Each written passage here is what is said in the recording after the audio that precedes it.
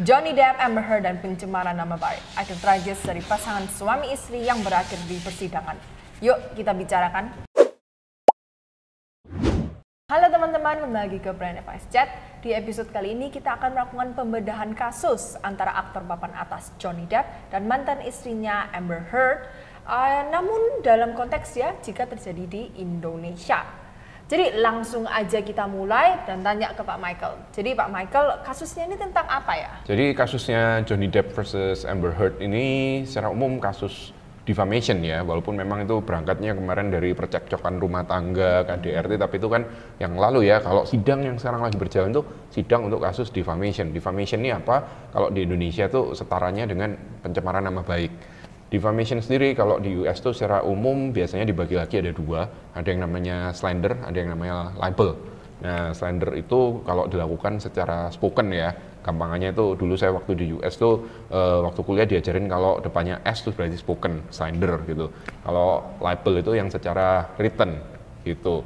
Nah, kalau di Indonesia sendiri ya sudah jadi satu kesatuan namanya pencemaran nama baik. Nah, sekarang yang beda yang paling utama ya, karena terus terang belakangan ini saya banyak dapat message, terus banyak baca ya di sosmed, di grup-grup, banyak yang bahas kasus ini. Nah, tapi dibandingin di Indonesia kok nggak seperti itu ya, kok beda? Ya memang beda. Kenapa? Karena kalau secara umum ya, ini kita bahas hukumnya secara umum aja ya, defamation kalau di US itu mostly kasus perdata. Makanya kita kalau lihat judul case-nya itu kan Depp versus Heard gitu kan. Kalau di Indonesia, pencemaran nama baik itu ranahnya pidana atau crime. Nah, itu beda yang utama. Makanya di sidang kan ada dari pihaknya Johnny Depp, ada dari pihaknya Amber Heard gitu kan. Lawyernya masing-masing sambil memberikan argumennya, sambil adu alat bukti. Nah, kalau di Indonesia, kita kalau ngomong kasus pencemaran nama baik, itu melibatkan yang namanya jaksa, karena kasusnya masuk pidana.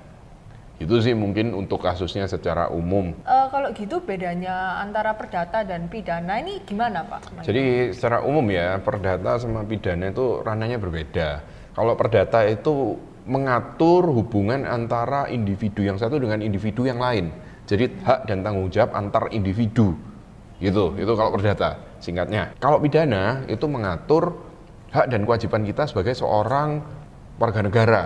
Jadi biasanya disebut juga, makanya pidana itu dalam ranah hukum publik istilahnya, karena sifatnya publik, sedangkan kalau perdata itu private, karena hubungannya antar individu. Oh, kalau gitu karena sistem hukum bedanya memang berbeda, berarti akibat hukumnya juga berbeda dong Pak Michael? Betul, kalau kita ngomong perkara ya, jadi sudah masuk ke pengadilan ya, antara perdata sama pidana itu outcome-nya apa gitu kan. Kalau pidana itu outcome-nya pidana penjara atau denda, sedangkan perdata itu nanti arahnya ke ganti rugi. Jadi pihak yang dinyatakan dalam tanda kutip ya kalah ya kalau dalam perdata itu wajib mengganti kerugiannya dari pihak yang satunya. Oh, makanya yang biasanya headlinesnya yang Amber Heard ini, kalau misalnya Johnny Depp yang menang, bisa-bisa Amber Heard ini disuruh bayar ganti rugi 50 juta US dollar itu. Betul ya, makanya kan di sana ranahnya ke perdata kan ya, civil lawsuit. Kalau di Indonesia kasus pencemaran nama baik, outcome-nya nanti hukumannya pidana penjara atau denda. Dendanya itu pun tidak dibayarkan ke pihak yang korbannya, tapi dibayarkan ke kas negara. Gitu. Jadi disitulah ada perbedaan sistem kalau antara di Indonesia dengan di US. Nah, tapi apakah menutup kemungkinan di Indonesia ini suatu kasus pencemaran nama baik itu bisa jadi kasus perdata? Menurut saya pribadi, kalau memang ada pihak yang merasa dirugikan dengan pernyataan orang lain, itu nggak menutup kemungkinan bisa diajukan gugatan yang namanya PMH atau perbuatan melawan hukum.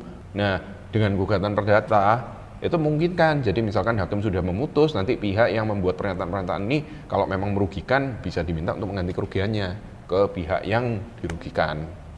Jumlahnya tapi pasti berbeda ya ini. Nah, itu tergantung. Jadi kalau ranahnya perdata, ya kita merasa kerugian kita itu berapa ya, nanti ada kita assess gitu ya, lalu kita mintakan istilahnya ke pengadilan, nanti kita tulis. Kalau di Indonesia itu istilahnya petitumnya, jadi petitumnya itu kita minta berapa, minta pihak tergugat untuk mengganti XXX rupiah. Kalau sudah diputus, tapi pihak yang harus ganti rugi tidak mau membayar gitu gimana Pak Michael? Ya bisa melakukan upaya hukum, mungkin familiar dengan istilahnya banding ya. Nah, nanti kan prosesnya nggak berhenti di situ aja gitu. Masih menjulur berarti ya? Iya. Terus kalau di Indonesia Ya Pak Michael, hukumannya secara pidana kalau dalam kasus pencemaran nama baik ini gimana? Jadi kalau di Indonesia pencemaran nama baik itu ada dua macam ya. Ada yang berdasarkan Undang-Undang ITE, ada yang berdasarkan KUHP.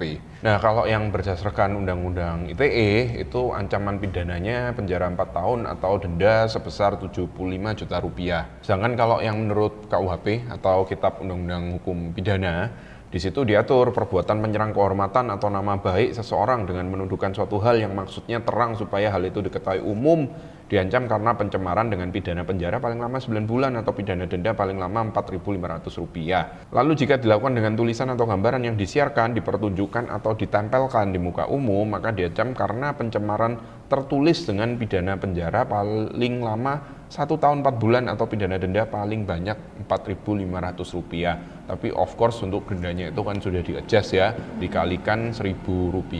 Jadi totalnya untuk dendanya Rp4.500.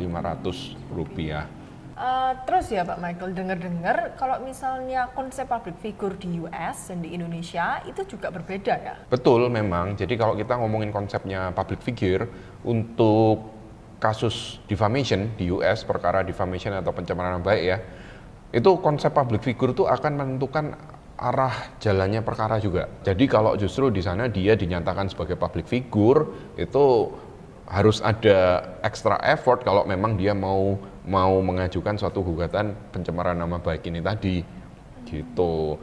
Kemudian Pak Michael, kan kasus defamation ini sempat menyinggung tentang perzinahan dan juga tentang masalah KDRT.